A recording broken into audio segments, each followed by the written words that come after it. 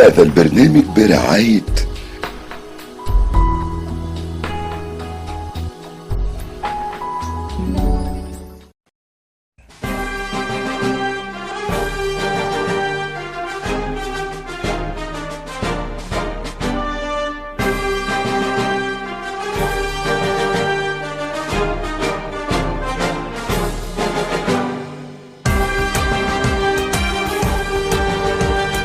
اهلا وسهلا بكم اعزائي المشاهدين وحلقه جديده من برنامج قضايا هامه. موضوعنا النهارده مهم جدا. موضوعنا بيتكلم عن تاخر الكلام وصعوبه النطق عند الاطفال، وده اللي هتوضحه الاستاذه هبه مصطفى اخصائيه التخاطب والدكتوره مهنيه بالتربيه الخاصه. برحب بحضرتك. اهلا وسهلا بحضرتك استاذه غاده. اهلا بيكي. الحقيقه بيبقى حلم الام المصريه انها تسمع بنتها الصغيره او ابنها الصغير انهم يتكلموا بسرعه وينطقوا كلمه ماما بابا الحاجات دي، لكن في بعض الأحيان للأسف بيتأخر الكلام وبيبقى نفسها يتكلموا بسرعة ولكن مفيش أي فايدة، فبتروح تتوجه على طول لأخصائية التخاطب. إمتى بقى تفكر الأم لهذا المتخصص تروح لهذا المتخصص علشان تقول إن في مشكلة عند طفلها؟ اولا طبعا احنا عندنا اسباب للتاخر اللغوي او تاخر الكلام. ان الطفل دوت ممكن يكون عنده مشكله في القنوات السمعيه زي السمع او البصر، طبعا دي بتاثر على تاخر الكلام عند الطفل. تاني حاجة ان كمان عندنا مشكلة ممكن تكون في الجهاز العصبي، اي مشكلة في المخ او في الجهاز العصبي دي برضو بتأثر على تأخر الكلام. الاختبارات الذكاء اللي احنا بنعملها درجة كمان اختبار الذكاء ممكن تكون مشكلة عضوية. ممكن كمان الحرمان البيئي للطفل اللي هي البيئة المهيمنة، ان ممكن الطفل دوت يكون مثلا بيتسمع الجد او الجدة، ممكن يكون اساسا ملهوش اخوات، ان هو قاعد كمان قدام التلفزيون على طول او الشاشات على طول او الموبايل. ممكن كمان ان هو ما بينزلش حضانات او ما بيتعاملش مع اطفال في سنه، او ما فيش حد بيحاوره او في لغه حوار، فده طبعا سبب رئيسي من اسباب تاخر الكلام، وده منتشر جدا في الفتره ديت. كمان عندنا الاصابات الدماغيه زي الشلل الدماغي او الاصابات في المخ، وعندنا اللي هو التخلف العقلي. ده بينتج عن ايه؟ سببه ايه؟ طبعا عندنا طبعا زي ما احنا قلنا الحرمان البيئي ممكن بسبب عدم لغه الحوار مع الاهل، او ان هو متسمع بيبي سيتر او الجد او الجده. ممكن كمان ان يكون بسبب اللي هي الاكلات اللي احنا بنشوفها زي الكاتشب زي البيبسي، الحاجات دي طبعا بتاثر على الطفل. بتاثر ان هي بتاثر على اللغه بتاعته، بتاخر من الكلام بتاعه. زي ما الطفل مثلا لو عنده مشكله في الجهاز العصبي في منطقه الكلام، او سواء لغه استقباليه او لغه تعبيريه، ديت كمان بتاثر على نطق الطفل. انت في السن قد ايه؟ المفروض ان انا بكتشف الكلام دوت، المفروض اساسا احنا عندنا حاجه اسمها جدول تطور النمو اللغوي، اللي من خلاله ان انا اقدر اعرف اذا كان الطفل دوت ماشي بمراحله الطبيعيه في اللغه ولا لا، او ان هو متاخر. يعني عندي الطفل مثلا من المفروض المرحله الطبيعيه من 4 ل6 شهور، دي انا بسميها مرحله المناغيه، اللي الطفل يطلع فيها الاصوات المناغيه. وعندي من 6 شهور ل8 شهور اللي هي بنسميها اللعب بالاصوات زي البقبقه او السقسقه او الفقفقه. طيب عندنا كمان اللي هو من 9 شهور ل 10 شهور، المفروض ان بدايه الكلمه عند الطفل زي بابا وماما، اللي هي اسهل كلمه للطفل يقدر ان هو يقولها.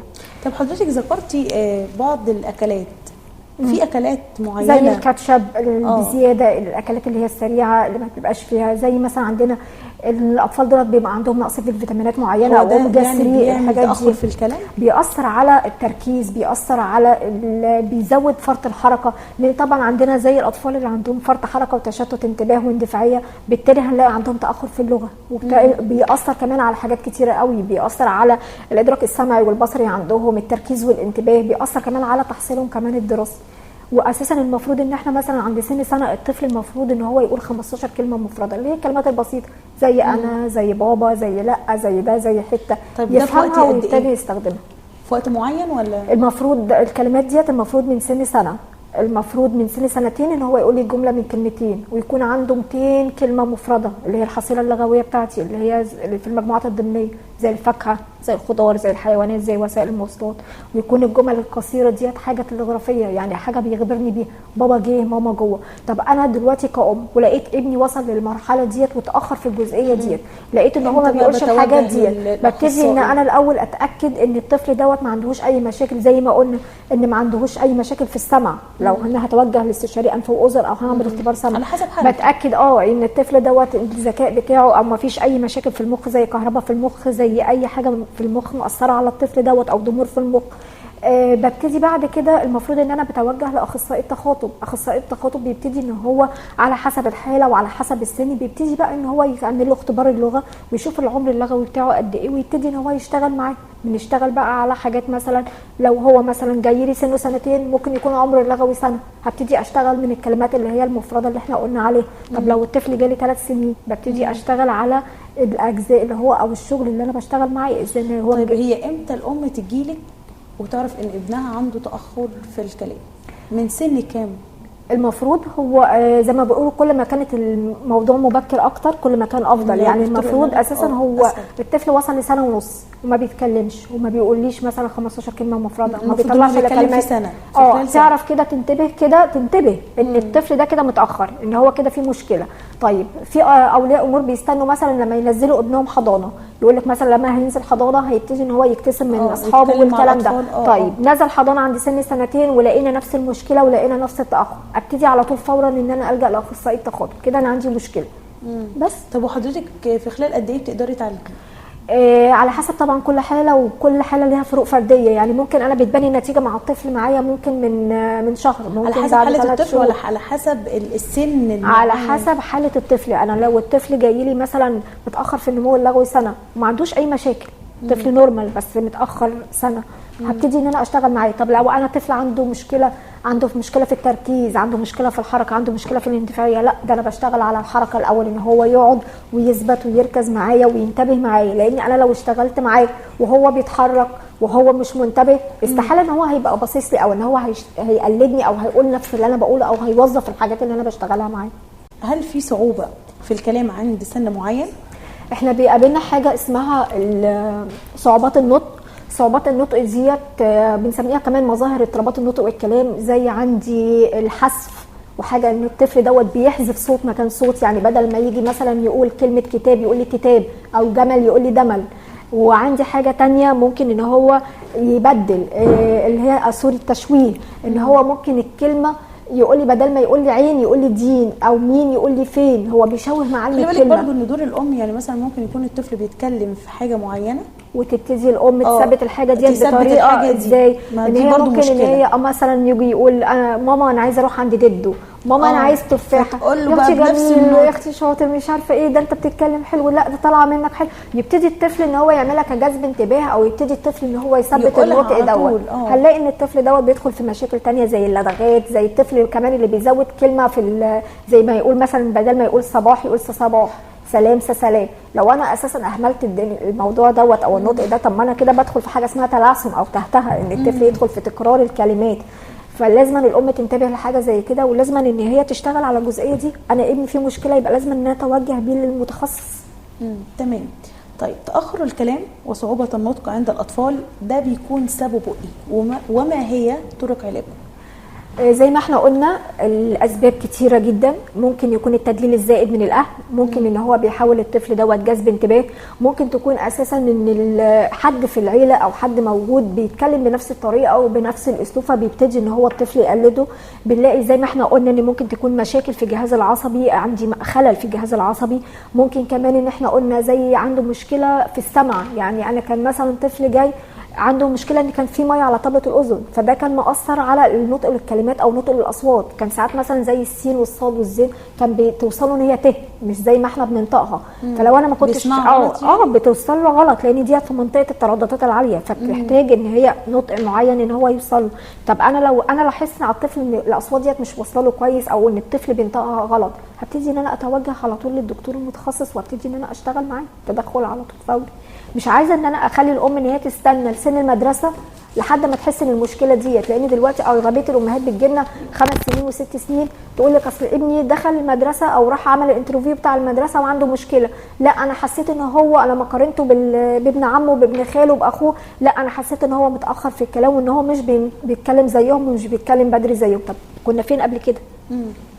طيب حضرتك وضحي لنا الفرق ما بين صعوبات التعلم، صعوبات نطق وتأخر في الكلام، ولغة الطفل. الحاجتين دول حاجتين ممكن يكونوا شبه بعض بس في الحقيقة هم حاجة واحدة. ممكن حضرتك توضحها لنا؟ دلوقتي احنا في تعريف شائع كتير جدا اللي هو صعوبات التعلم. كان في اللي هو العالم كيرك قال ان هو عباره عن تخلف او عباره عن اضطراب في واحده من المهارات، زي المهارات الادراكيه او السمعيه او اللغه او النطق او اللي هي اللغه الشفويه او الكتابه او القرايه او الكلام. كل دوت بيشتمل عليه تعريف صعوبات التعلم. بمعنى اصح ان لو الطفل دوت او الشخص دوت عنده خلل، حاجه اسمها خلل نمائي او اضطراب نمائي في الجهاز العصبي، هيأثر لي على حاجه اسمها الصعوبات النمائيه. الصعوبات النمائيه زي الانتباه، زي الادراك، زي الذاكره. اي خلل في الجزئيه ديت هو بيأثر عليها في صعوبات التعلم. ويبتدي بعد كده لو انا عندي خلل في الانتباه، عندي خلل في الادراك، عندي خلل في الذاكره، هلاقي عندي حاجه اسمها صعوبات اكاديميه، ان عنده مشكله في المهارات اللي هي بتاعه القرايه، مهارات التهجي، الاملاء، الحساب، مهارات الحساب. بيبقى حاجه من الحاجات ديت الطفل بيبقى عنده فيها مشكله. اما صعوبات النطق زي ما احنا قلنا ان عندي صعوبات النطق ديت بتبقى موجوده في السن ما قبل المدرسه، في السن اللي هو بنقوله لحد 5 سنين. زي ما احنا قلنا حاجه اسمها التشويه، الاضافه، الحذف، الابدال. طب انا لقيت الحاجه ديت موجوده، ابتدي ان انا اعرف ان في مشكله عند ابني.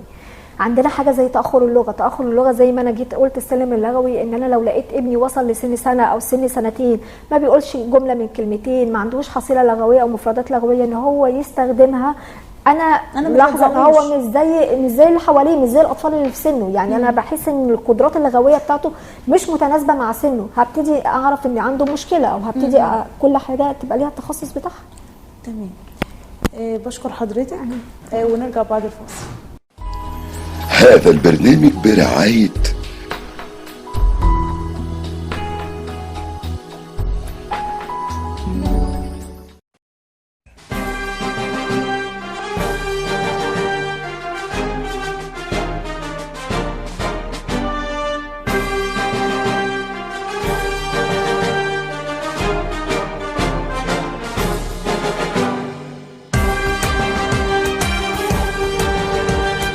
ورجعنا لحضراتكم بعد الفاصل، وبرحب بضيفتنا اللي مشرفانا استاذه هبه مصطفى، رئيس مبادره فكره واخصائيه التخاطب. برحب بحضرتك مره ثانيه. اهلا بيكي. طيب حضرتك عرفينا اكتر عن المبادره وايه الهدف من المبادره. اولا هو انا مؤسس مبادره فكره، ومعايا الحمد لله فريق العمل، معايا استشاري صحه نفسيه دكتور حسام الدين، معايا مستر احمد نعماني متخصص في التكامل الحسي والتنميه الحسيه، وكمان معايا مستر حماده اخصائيين او مقاييس نفسي. يعني احنا المبادره بتاعتنا يعني احنا الاربعه بس كل واحد بتخصصات مختلفه، بحيث ان احنا نعمل التوعيه الكامله سواء اطفال سواء اولياء امور سواء اخصائيين او متدربين. هي فكره المبادره جت لان احنا لقينا دلوقتي في اغلبيه المشاكل الكتير دلوقتي لاطفالنا، زي التنمر، زي السرقه، زي الكذب، زي تشتت الانتباه، زي فرط الحركه، الدمج، المشاكل التربيه الجنسيه او التوعيه الجنسيه، التحرش الجنسي، المثليه الجنسيه. كل ديت مواضيع لقيناها ان هي مثيره للجدل، او اغلبيه المدارس واغلبيه اولياء الامور دلوقتي بداوا ان هم يشتكوا من الجزئيه ديت. فاحنا جت فكره المبادره ان احنا هنعمل حاجه اللي هي نشر الوعي في التربيه السليمه او التربيه الايجابيه، ان احنا نعمل وعي لمين في المدارس. يعني نزلنا مدارس انترناشونال وامريكان، نزلنا عملنا مجموعه من الندوات، وما كانتش مقتصره بس، احنا عملنا زي ان هي بتاهلي الاطفال ازاي يتعاملوا مع المشاكل دي. بتقعدوا مع الاطفال ولا بنقعدوا مع الاطفال؟ يعني احنا كنا بنقعد مع اطفال، وكنا مقسمين كمان السن بتاعهم، يعني من سن 2 ل6 سنين، ومن 6 ل10، ومن 10 كنا شغالين كمان مع اطفال في ثانويه عامه في 18 سنه و15 سنه. كل واحد بيبقى ليه زي ما بيقولوا دور معين، كل واحد بتبقى ليه توعيه معينه، انشطه معينه. زي مثلا الاشخاص اللي عندهم مشكله في عدم حب المذاكره او مشكله في التذكر او ازاي بقى بتتعاملوا معاهم؟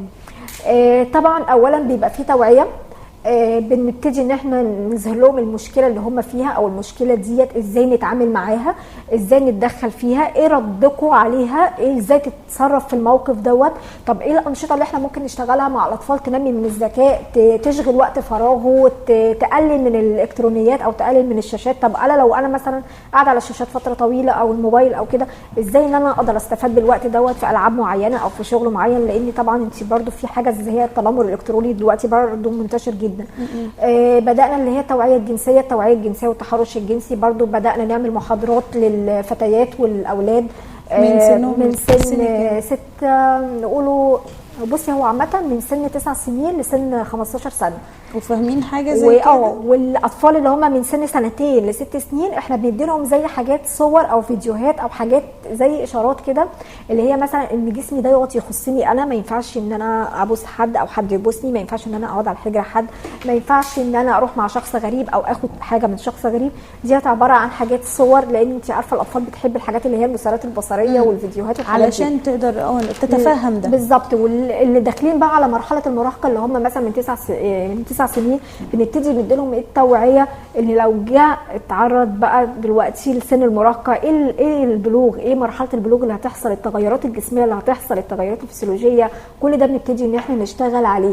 وطبعا بيبقى في مرحله كده ايه اللي هي فرض السيطره والاحساس بالشخصيه والمسؤوليه، وان هو عايز ان هو يصمم رايه او عايز يفرض سيطرته. فبنبتدي ان احنا نتعامل مع المشاكل دي كلها، او الاشخاص اللي بيتعرضوا للتنمر ازاي تقدر تواجه التنمر، ازاي تقدر تتعامل معاه. ديت بالنسبه للاطفال. بعد كده بنبتدي توعيه لاولياء الامور، بنعمل ورش وبنعمل ندوات لاولياء الامور في مراكز شباب بقى في المدارس، بننزل وبنبتدي ان احنا نقعد مع الاهل او نقعد مع اولياء الامور، نبتدي ان احنا نعرفهم ازاي ان احنا نتعامل مع المشاكل دي، ازاي تقدر تتعامل مع ابنك، ازاي تقدر تتواصل معاه. بعد كده المتخصصين سواء بقى اخصائيين في المجال او سواء متدربين او سواء مدرسين، بنبتدي ان احنا نأهلهم. المشاكل ديت لو ظهرت، لو انا عندي طفل عنده فرط حركه وفي قلب الفصل والفصل عدده كبير، ازاي ان انا هقدر اتعامل معاه؟ طب طفل عنده اندفاعيه، طب طفل عنده تشتت انتباه، طب طفل بيضرب صاحبه، طب طفل اساسا بيجي له مثلا ان هو في عزله او اكتئاب او الكلام ده، ازاي هقدر اتعامل في الحالات اللي زي دي؟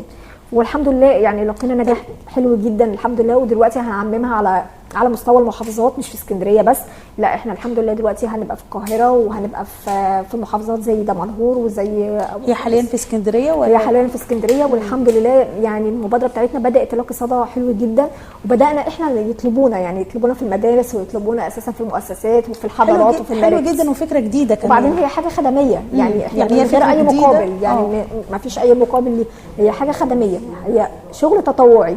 ان احنا ازاي التربيه السليمه، ازاي كمان ان هو يبني ثقته بنفسه، ازاي ان هو يتحكم في لغه الجسد، ازاي يكون صداقات، الحاجات دي كلها ازاي ان هو. طب الاطفال دي بتتعامل معاكم ازاي؟ يعني بتستقبل الكلام الاول ما كانش بيبقى فيه رفض، بيبقى فيه زي تريقه، بيبقى ما بيبقاش مهتم. لكن طبعا بالاسلوب وبالطريقه. انا كمان عشان انا عندي اولاد، انا عندي ابني فعارفه تتعاملي معاهم، فعارفه ان انا اتعامل معاهم ازاي، فبيبقى ليهم مدخل. كل طفل تحس ان ليه مدخل كده، وبحكم ان احنا بقالنا كتير قوي شغالين في مجال الاطفال ففاهمينهم. طيب يعني حضرتك وضحي لنا برضو ايه هي نوع الخدمات اللي بتقدموها؟ الخدمات اللي احنا بنقدمها مثلا بيجي اطفال عندهم زي التلعثم او التهتهب، بنبتدي ان احنا نتدخل مع الطفل دوت، ونبتدي ان احنا نتدخل سواء علاج نفسي او علاج تخاطبي. طيب انا بيجي لي مثلا طفل دلوقتي عنده فرط حركه وتشتت انتباه، او ممكن فرط حركه بس، بنبتدي ان احنا نشتغل مثلا شغل فردي او نشتغل مع الطفل ازاي ان احنا نعالج فرط الحركه اللي عنده ببعض الانشطه وبعض التدريبات اللي هي النفس الحركي والحاجات دي كلها. مش في اطفال بتحتاج جلسات فرديه، تمام، ما ينفعش ان هي تشتغل في وسط مجموعه. وفي اطفال نقدر ان احنا نأهلها في وسط مجموعه، مثلا زي الطفل مثلا اللي بيبقى عنده فرط حركه او معاه شهاده، بنلاقي المدرس او بنلاقي المدرسه حاطاه في اخر الفصل. طب ما انا كده بخليه ان هو يتشتت اكتر، وبخليه ان هو عنده فرط حركه اكتر، انا كده مش بعالج المشكله. طب انا لو قعدت قريب مني واديته مثلا شويه مهام ان هو يعملها، زي مثلا هات لي كراسات، وزع الكراسات، طب ناولني كذا، طب هات كذا، طب بص كذا، هيبتدي يحس اساسا ان كده حد مهتم بيه، هيحس ان هو ليه دور اساسا، هيحس ان هو احنا بنطلع الطاقه اللي عنده في حاجه موظفه او في حاجه ليها فايده، بس هيبتدي الموضوع يقل معانا كتير عن الاول. بس الاطفال اللي عندهم اندفاعيه ببعض الالعاب وبعض الحاجات السيكوموتر وبعض النفس الحركي اللي احنا بنشتغل عليها، زي مثلا ابسط حاجه زي لعبه القطه العامه ديت، بتخلي الطفل ان هو مش مندفع. برضو في حاجات زي بازل، وفي حاجات بتتكون الطفل هو المندفع، هو سابق ايدك، هو سابق الرد قبل ما انت تسالي السؤال، او مش مستني ان هو انت تسالي السؤال كامل عشان ان هو يرد، بتلاقيه متسرع، عنده تسرع. فبنعمل بعض الانشطه للاندفاعيه، وديت لها مستويات، يعني مستوى مبدئي ومتقدم ومتوسط على حسب كل طفل والحاله بتاعته.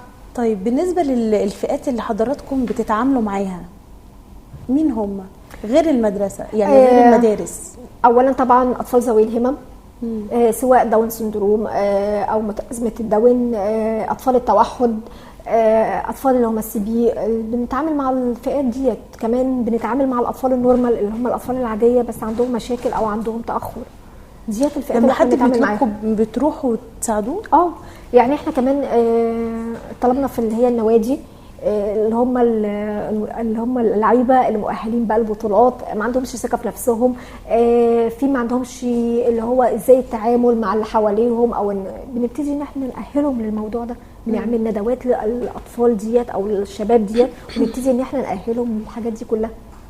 تمام. في اي فئه تانية ولا هم دول بس؟ لا، هي كانت هدفنا والفئه اللي احنا مهتمين بيها اصحاب ذوي الهمم والاطفال اللي هم النورمال والسن والمراهقه عموما. بشكر حضرتك معانا. كانت معنا الأستاذة هبة مصطفى، رئيس مبادرة فكرة وأخصائية التخاطب. بشكر حضرتك. وبكده وصلنا لنهاية حلقتنا. انتظرونا في حلقة جديدة. هذا البرنامج برعاية